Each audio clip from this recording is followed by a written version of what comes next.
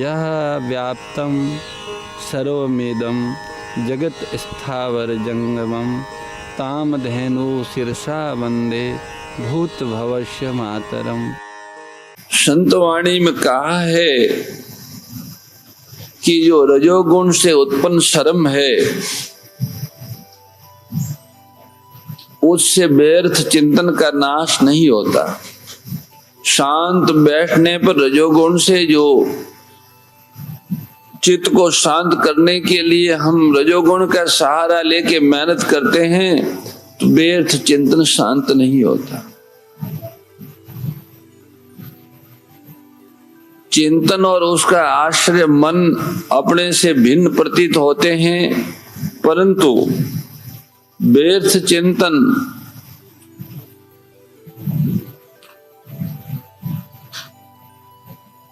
व्यर्थ चिंतन का जो भी कारण है वो हमारे अपने में है।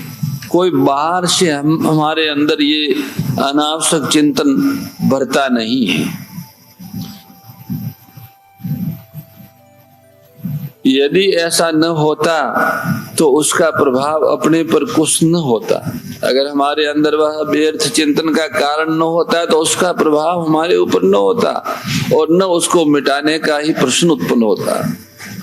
व्यर्थ चिंतन का नाश करने के लिए हम सबको करने तथा भोगने की रुचि से रहित होकर अपनी वास्तविक मांग की जागृति करना अनिवार्य है। यदि हम होने वाले चिंतन का समर्थन तथा विरोध न करें तो उसके प्रभाव से मुक्त हो सकता है। अतः होने वाले चिंतन से भयभीत न होकर उसका सदुपयोग करना ही सफलता की कुंजी है। सज्जनों, ये मानव मात्र का अनुभव है। जब तक मानव किसी कार्य में व्यस्त रहता है तब तक उसके आगे पीछे का चिंतन नहीं होता। कार्य करता रहता है तो उसके आगे पीछे का चिंतन नहीं होता, पर जैसे ही वो शांत बैठता है तो चिंतन प्रारंभ हो जाता है। अब देखना यह है कि ये जो अपने आप आगे पीछे का चिंतन हो रहा है जिनका कोई अर्थ नहीं है, क्या इस व्यर्थ चिंतन का भी परमार्थ पथ के जीवन में कोई सदुपयोग हो सकता है? बस यही आज का विचारणीय विषय है। वस्तु आदि के अभाव में उनका चिंतन होता है और अभाव को सहन करना मानव जीवन का अनादर है। अभाव के अनुभूति काल में ही पूर्ण जीवन की मांग जागृत होती है और वास्तविक मांग की जागृति होने पर चिंतन स्वतः मांग में विलीन हो जाता है। जो व्यर्थ चिंतन था वो मांग जगने पर अपने आप शांत हो जाता है। इस दृष्टि से अभाव की अनुभूति विकास की भूमि है। साधक को अपने जीवन में अभाव का बहुत गहरा अनुभव करना चाहिए।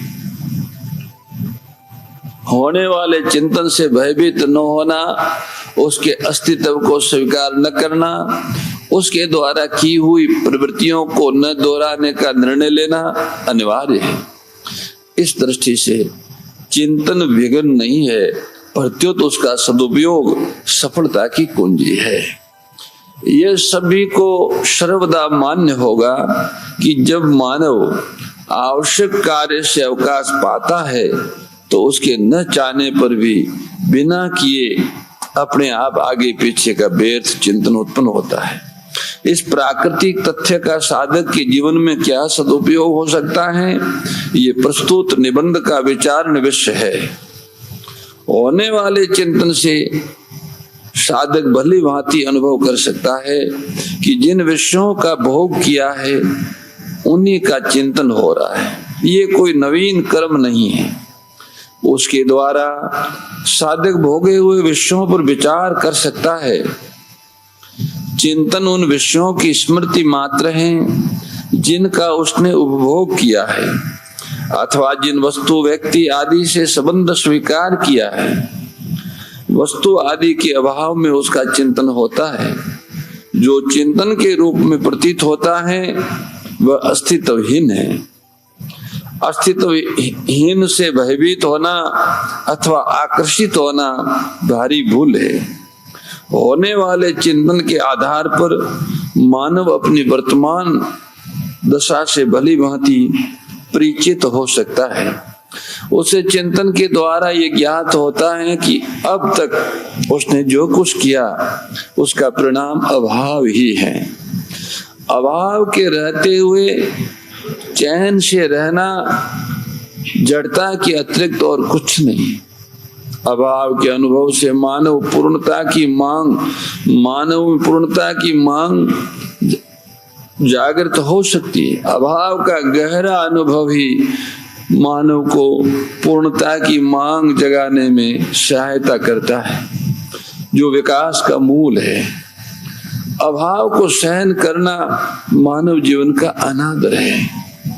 अभाव की अनुभूति अभाव से रहित होने के लिए प्रेरणा देती है, पर असावधानी के कारण मानव अभाव से पीड़ित होकर वास्तविक जीवन से निराश होने लगता है, जिसका साधक के जीवन में कोई स्थान ही नहीं है। अभाव के अनुभूति काल में ही पूर्ण जीवन की मांग सबल तथा स्थायी होनी चाहिए। वास्तविक मांग की जागृति होने पर चिंतन अपने आप मांग में विलीन हो जाता है। इस दृष्टि से अभाव की अनुभूति ही विकास की भूमि है। किंतु होने वाले चिंतन का सदुपयोग न करने से चिंतन का अस्तित्व स्वीकार कर साधक भयभीत होने लगता है, अथवा चिंतन का समर्थन करके उन्हीं प्रवृत्तियों में प्रवृत्त होने का प्रयास करता है जिन्हें अनेक बार वो पहले कर चुका है। किसी भी प्रवृत्ति के द्वारा वास्तविक मांग की पूर्ति नहीं होती, अपितु सामर्थ्य का व्यय ही होता है। ये जानते हुए भी साधक प्रवृत्तियों के द्वारा ही अभाव को मिटाने का प्रयास करता है और परिणाम में असफलता ही पाता है। भूतकाल की प्रवृत्तियों के परिणाम स्वरूप जो वर्तमान में अभाव का अनुभव हो रहा है, उसकी निवृत्ति प्रवृत्तियों के द्वारा संभव नहीं है। होने वाले चिंतन से भूतकाल की जिन प्रवृत्तियों का परिचय मिल रहा है, वे प्रवृत्तियों साधक के लिए सर्वथा त्याज्य है।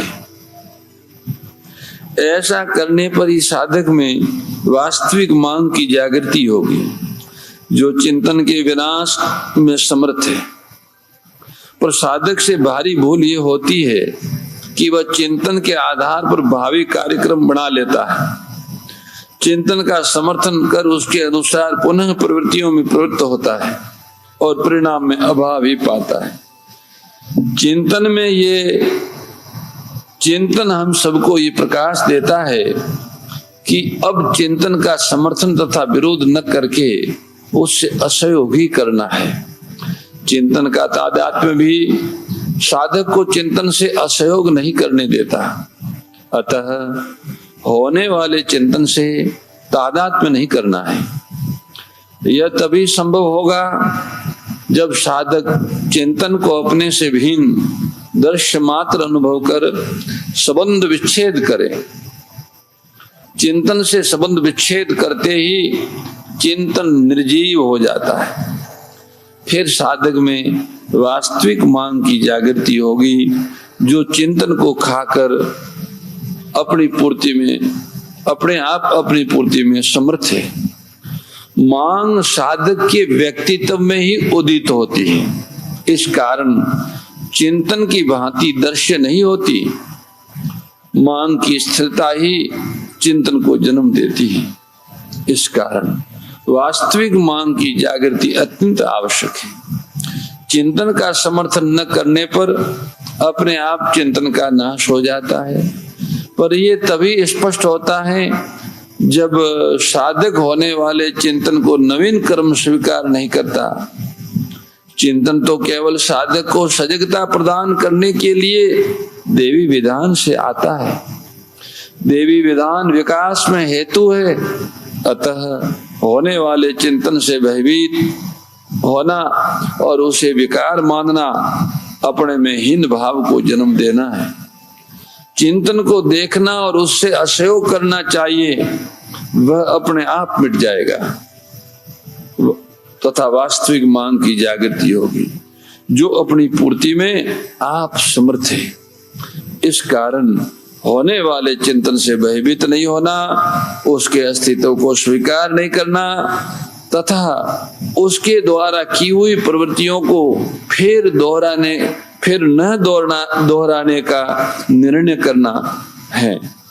इस दृष्टि से चिंतन विघ्न नहीं, अपितु उसका सदुपयोग सफलता की कुंजी है। जब तक मानव अभाव को सहन करता रहता है, तब तक व्यर्थ चिंतन की उत्पत्ति होती ही रहती है। अभाव असह्य हो जाने पर व्यर्थ चिंतन मिट जाता है और सार्थक चिंतन का उदय हो जाता है।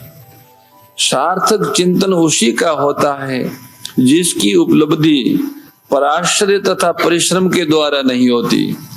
परिश्रम तथा पराश्रय से रहित होते ही अपने आप सार्थक चिंतन की अभिव्यक्ति होती है। सार्थक चिंतन साध्य की अखंड स्मृति है। स्मृति साध्य से भिन्न की विस्मृति कराने में समर्थ है, जिसके होते ही स्मृति सजीव हो जाती है और फिर बोध तथा प्रेम में प्रणीत होकर साधक को साध्य से अभिन्न कर देती है, भक्त को भगवान से अभिन्न कर देती है। इस दृष्टि से सार्थक चिंतन बड़े ही महत्व की वस्तु है। व्यर्थ चिंतन से साधक को अपनी भूल का अनुभव होता है और सार्थक चिंतन अविनाशी जीवन को प्रकाशित करता है। व्यर्थ चिंतन उसका होता है जिसका अस्तित्व नहीं है, केवल प्रतीति मात्र है। सार्थक चिंतन साधक को उससे सर्वांश में सदा के लिए असंग कर देता है। जिसका अस्तित्व नहीं है और सदा के लिए जिनका अस्तित्व नहीं है और उससे अभिन्न कर देता है, जो सर्वदा सर्वत्र मौजूद है। सार्थक चिंतन में यह सामर्थ्य है कि जो उत्पत्ति विनाशशील जड़ वस्तुओं है उससे तो हमको असंग कर देता, अलग कर देता है, और जो हमारे अपने सच्चिदानंद प्रभु हैं उनसे हमें अभिन्न कर देता है। जो सर्वदा सब जगह मौजूद हैं वही हमारे अपने सच्चिदानंद प्रभु हैं। परिवर्तनशील दृश्य के अस्तित्व को स्वीकार करना ही व्यर्थ चिंतन को जन्म देना है। उत्पत्ति विनाशशील वस्तु, व्यक्ति, पदार्थ और परिस्थितियों के अस्तित्व को स्वीकार करना साध्य की भूल है। इसी से व्यर्थ चिंतन उत्पन्न होता है। ये जानते हुए भी कि परिवर्तन निरंतर हो रहा है, सभी चीजें बदल रही हैं, फिर भी उसकी स्थिति स्वीकार कर लेना व्यर्थ चिंतन को पोषित करना है। व्यर्थ चिंतन सदैव उसी का होता है जिसकी प्रतीति भले कभी हुई हो पर जो अभी नहीं है, तथा जो स्थितिहीन है, जिनका कोई स्थिरता नहीं है जिसमें, और जो वर्तमान में नहीं है, उसका व्यर्थ चिंतन होता है। जिसकी स्वतंत्र सत्ता नहीं है उसकी प्रतीति होती है और उसी के आकर्षण से प्रवृत्ति होती है। यदि परिवर्तनशील दृश्य के अस्तित्व को अस्वीकार कर दिया जाए तो व्यर्थ चिंतन का अपने आप नाश हो जाएगा, और जो सदैव सर्वत्र सभी का अपना प्रभु है उसे स्वीकार कर लिया जाए तो अपने आप सार्थक चिंतन की अभिव्यक्ति हो जाती है, जो व्यर्थ चिंतन को खाकर उससे अभिन्न कर देती है, जिसका सब जगह सब में सर्वत्र स्वतंत्र अस्तित्व है, उसी से अभिन्न कर देती है। वैधानिक प्रवृत्तियों के राग से रहित कर मानव को सहज तथा स्वाभाविक निवृत्ति द्वारा विद्यमान तत्व से अभिन्न करने में समर्थ है। इस दृष्टि से प्रवृत्ति की सार्थकता दूसरों के अधिकारों की रक्षा में एवं सहज निवृत्ति के संपादन में ही है। प्रवृत्तियों के द्वारा साधक को अपने लिए कुछ भी प्राप्त नहीं करना है, कुछ मिलेगा भी नहीं।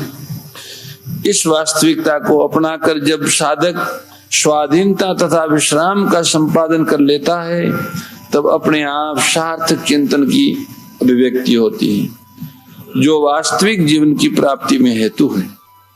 सार्थक चिंतन की अभिव्यक्ति साधक में होती है, मन में नहीं होती। इतना ही नहीं, सार्थक चिंतन होने पर इंद्रियों, मन, बुद्धि आदि सब अपने अपने विषय को त्याग कर सार्थक चिंतन से अभिन्न हो जाते हैं, वे भी इसी में ही लग जाते हैं। ऐसे समझ सकते हैं कि मन और मन के साथियों का समूह हमारे पुराने साथी हैं, संगी हैं, मित्र हैं। सार्थक चिंतन मानी हम हमारे इष्ट का जब चिंतन करते हैं तो मन में पुराने संस्कारों के कारण वो दूसरा चिंतन करने लगता है, जिसका उसने पहले जिसका भोग किया है, जिससे मिला है, जिसको देखा है, जिसको सुना है। ऐसे समय में मन से लड़ाई न करके प्रेम पूर्वक उसे कहना चाहिए कि भैया, हम और तुम बहुत लंबे समय तक साथ रहे और अभी तक हमने तुम्हारा अनुसरण किया, परिणाम में केवल अभाव ही अभाव मिला। अब आप अगर हमारे मित्र हो तो आप हमारा अनुसरण करो, हम एक लक्ष्य की ओर बढ़ रहे हैं, आप साथ आइए, और नहीं आते हैं तो फिर आपकी इच्छा, जहां जाना हो वहां जाइए। ये असहयोग है। इस तरह मन का असहयोग करने पर निरर्थक चिंतन करना मन छोड़ देता है, और जो अपने लक्ष्य, अपने इष्ट का चिंतन है उसका अनुगामी बन जाता है। उसे सार्थक चिंतन कहते हैं। इष्ट का चिंतन, इष्ट के स्वरूप का ध्यान चिंतन ही सार्थक चिंतन। मोर मुकुट बंसी वाले की जय, गौ माता की जय। हे मेरे नाथ, आप अपनी सुधामयी सर्व समृत पतित पावनी अहेतु की कृपा से मानव मात्र को विवेक का आदर तथा बल का सदुपयोग करने का सामर्थ्य प्रदान करें, एवं हे करुणा सागर, आप अपनी अपार करुणा से शीघ्र ही राग द्वेष का नाश करें, जिससे सभी का जीवन सेवा, त्याग और प्रेम से परिपूर्ण हो जाए। ओम आनंद, ओम परमानंद, ओम सच्चिदानंद। नारायण नारायण नारायण। जय गो माता, जय गोपाल।